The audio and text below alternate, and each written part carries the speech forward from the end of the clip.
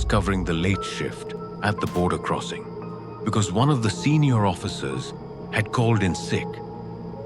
It was a Wednesday, just after midterms, and I'd been studying all day before agreeing to take the overtime. My station was Lane 4, one of the smaller vehicle checkpoints that rarely saw much traffic after midnight.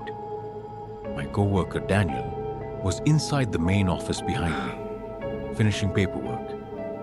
He told me over the radio he'd be stepping away to grab coffee from the break room. That meant I was alone at the booth for a few minutes. The air outside was colder than expected for early fall. The overhead fluorescent lights buzzed softly, casting that pale blue glow over the empty asphalt. Beyond the checkpoint, everything faded into darkness. No city lights, no buildings, just road and blackness. The only sound was the hum of the booth heater and the distant ticking of the traffic arm, resetting itself every few minutes. The place felt empty in a way that was almost too quiet. But that wasn't unusual for this hour. Then I saw headlights in the distance. They appeared slowly, cresting the slight hill about half a mile out. Just one vehicle, a sedan. It approached at steady speed, nothing erratic. I straightened up, grabbed my scanner, and prepared like normal. The car rolled into the inspection line and stopped exactly where the white line ended. A dark gray sedan, older model. The engine stayed running, but the headlights turned off before I even signaled. That wasn't common, but some drivers did that. The driver's window rolled down. A man sat behind the wheel, maybe mid-40s, pale, clean-shaven. He wore a dark jacket zipped all the way up to his neck. His hands rested on the steering wheel at 10 and 2, perfectly still. He didn't respond right away. He just looked at me. Not aggressively, not angry, just watching. His eyes didn't blink. Then slowly, he reached over and handed me his passport. His movements were precise, controlled, almost mechanical. I scanned the passport. The system took a second longer than usual to load. While it processed, I glanced back up at him. Still staring, still not blinking. The screen beeped, no alerts. Everything looked normal. Valid document, no flags. "Where are you coming from tonight?" I asked. He answered in a quiet voice. "From the other side." "And what's the purpose of your trip?" "Passing through." His hands were still on the wheel. He hadn't reached out to take it. "Is it always this quiet?"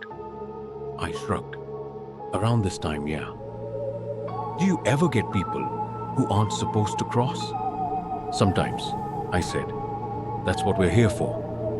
He smiled. Not wide, just enough to notice. "They usually come through late." I pressed the button. The barrier arm lifted. He didn't move. "How long have you been working tonight?" "Couple hours." He nodded again. "So you wouldn't have seen me earlier." Instead, he shifted the car into drive and slowly rolled forward, past the booth, under the lights, and into the darkness beyond. I watched the taillights disappear down the road. I exhaled and leaned back slightly. Daniel came back over the radio. "Anything?" "Just one car," I said. "No, all clear?" 5 minutes passed. Then the system beeped again. A notification window popped up. Delayed record update. Secondary inspection recommended. Previous crossing unresolved. Before I could answer, headlights appeared again in the distance. Same direction, same single car. The sedan rolled up to my lane again and stopped at the exact same spot. My mouth felt dry. The window rolled down. Same man, same expression. "Evening," he said softly. I blinked. "You just crossed?" "Yes." he said. I forgot something. This time, the screen immediately flashed yellow. Previous entry. No recorded exit. I stared at the screen. That didn't make sense. He had just left. He had just left. I looked back up. He was smiling slightly. Did I do something wrong? He asked. No, I said quickly. Just system delay. I handed the passport back. My hand brushed his fingers. They were cold. Not cool. Cold, like he'd been outside for hours. You didn't see me leave, he said quietly. I did, I replied. He shook his head. No, you didn't. The overhead camera showed the lane. The sedan moved past the booth, under the light. And then, the frame flickered. Just for a second. When it cleared, the lane was empty. No car. No taillights.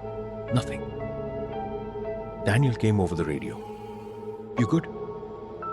Yeah, I said automatically. 3 days later, I was at home when Daniel texted me a link to an internal bulletin. It was about a missing vehicle report. The report said the car had been found abandoned near the border, on the opposite side, 2 nights before my shift. The timestamp on the report was 11:15 p.m., more than an hour before I first saw him. I checked the camera logs later. According to the system, only one vehicle passed through my lane that night. Entry recorded, no exit. I still work border shifts sometimes, but I never volunteer for lane 4 anymore. And every once in a while, during the quiet hours after midnight, I'll see headlights crest the hill in the distance. Single car, slow approach. Sometimes they disappear before reaching the checkpoint. But sometimes they don't.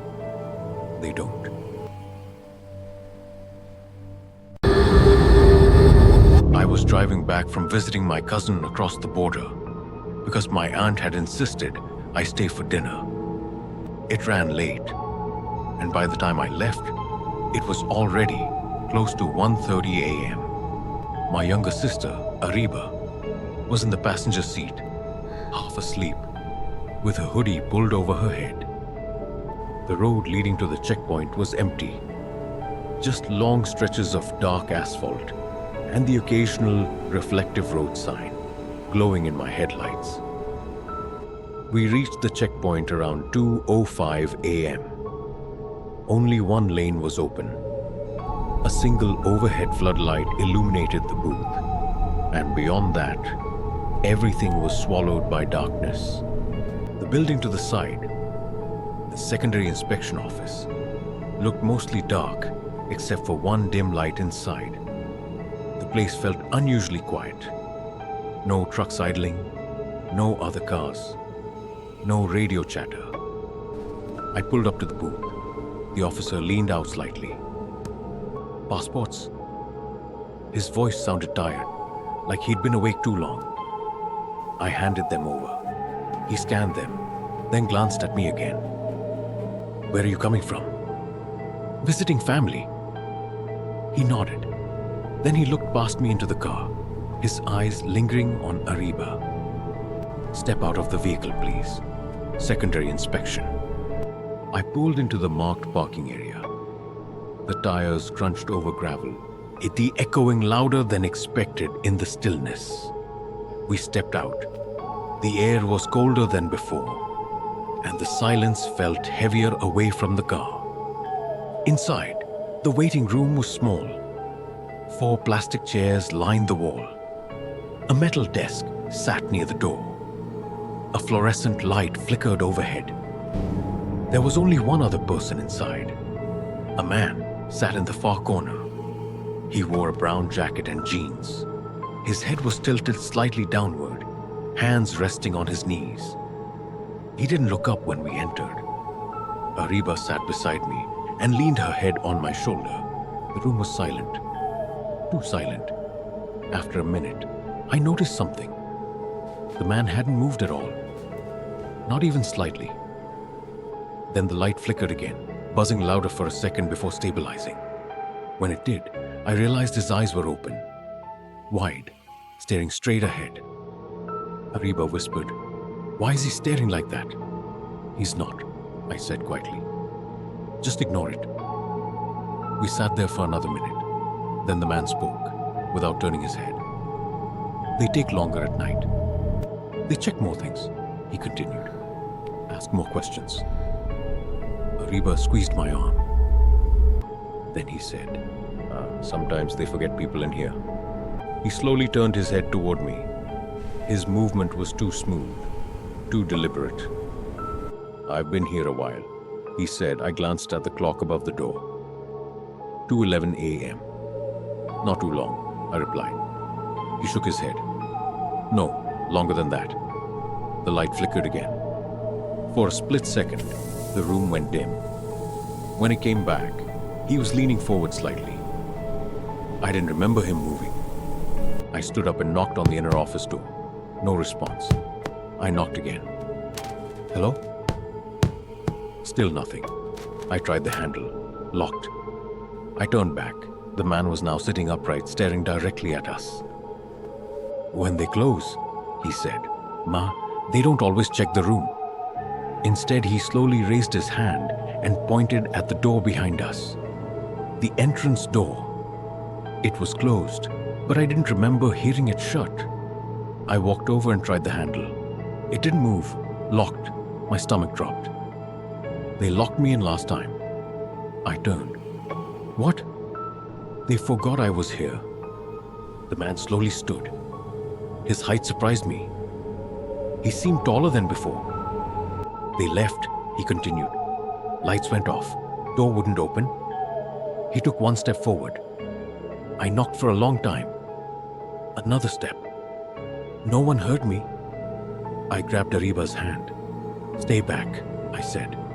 They came back in the morning. The light flickered again. And I was still sitting right here.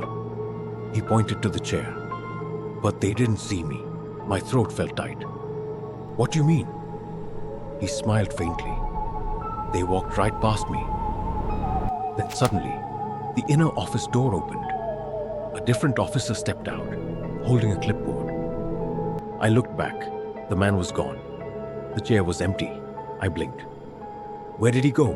Ariba whispered. The officer looked confused. "Who?" We walked quickly to the car. As I started the engine, I glanced back at the building. The waiting room light flickered once, then went dark. 2 days later, I couldn't stop thinking about it, so I searched the checkpoint online. I found an old forum thread from years ago.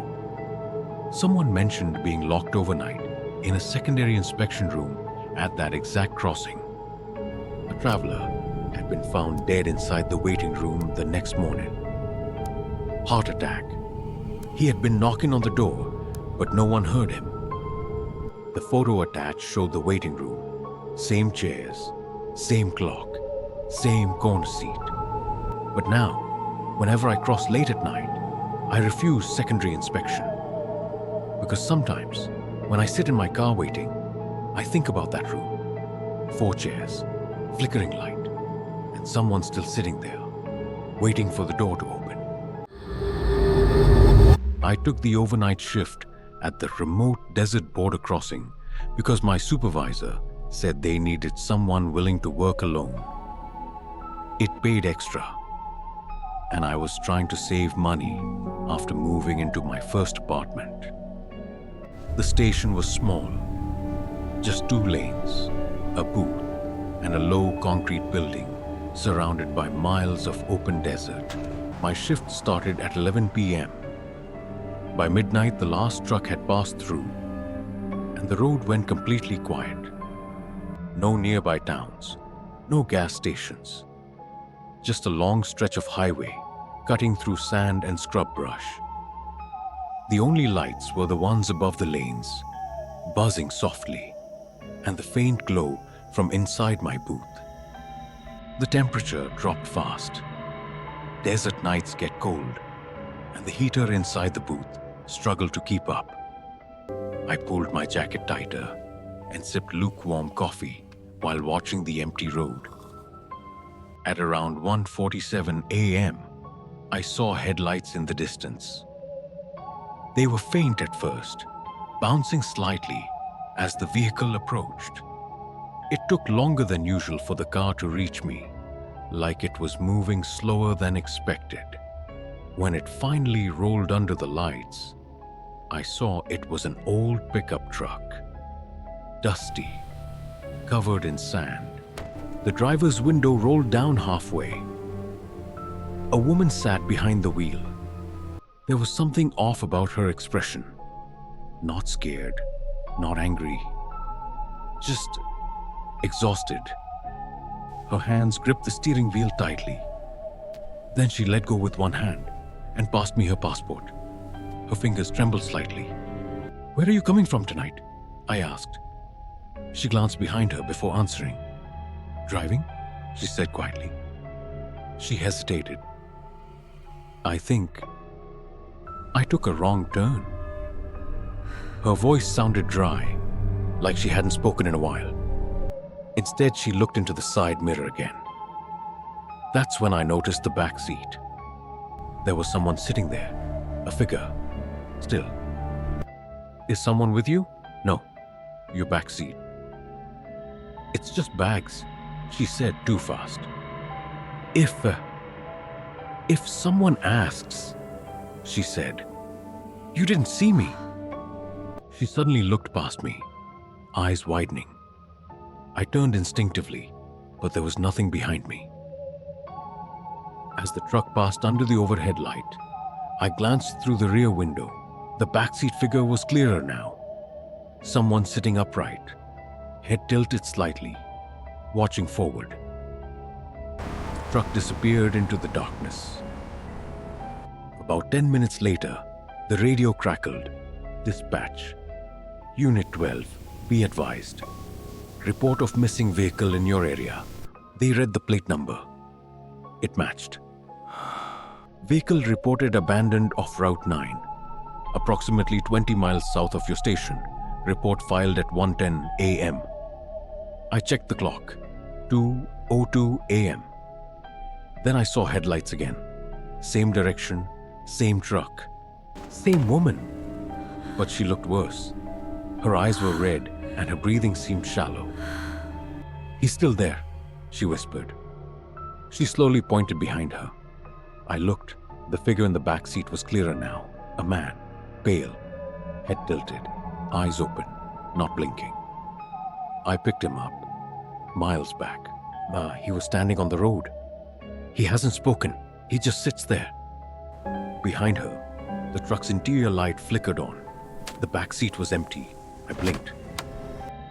"I didn't open the back door," she whispered. We both heard it. A soft sound from inside the booth. Then I noticed the reflection in the glass. Someone standing behind me. I spun around. Nothing. When I looked back at the woman, she was staring past me, her face pale. "Where did he go?" she whispered. I told her to get back in her truck and leave immediately. She nodded and drove off, faster this time. Backup arrived 20 minutes later. We searched the area. Nothing. No footprints. No second person. No sign of anyone. 3 days later, I saw the report. The pickup truck had been found, abandoned, 20 miles south, inside. They found a man in the back seat, deceased. Time of death estimated around midnight, before she ever reached my station. The woman was never located. Her passport was real, but the address didn't exist. But sometimes, when I drive long desert roads at night, I check my rearview mirror more than I should. Because every once in a while, I swear I see someone sitting in the back seat, head tilted, eyes open, just waiting for the road to end.